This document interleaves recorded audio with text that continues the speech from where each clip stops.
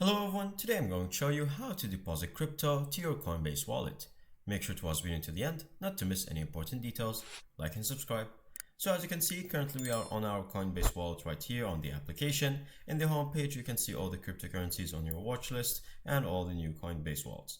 Now from here, if you want to deposit cash or deposit cryptocurrencies directly, all you have to do is go to the second section right here and then simply click on transfer.